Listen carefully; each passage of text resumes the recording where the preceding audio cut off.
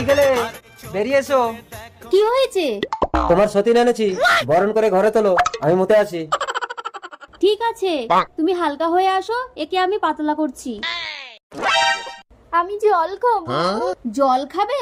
দাঁড়াও, এই নাও, এই জলটা খেয়ে বেহুশ হও। বেহুশ কেন হব? আমার স্বামী তো নারী পাচার করে, ভালো ভালো মেয়েদের পটিয়ে পাটিয়ে এনে জল খাইয়ে বেহুশ করে বিদেশে নোংরা কাজের জন্য বিক্রি করে দেয়। আমি জল খাবো না, আমি বাড়ি যাব। এই, তুমি চলে গেলে আমার স্বামী আমাকে মেরে ফেলবে। কি হলো? নতুন বউ কোথায়?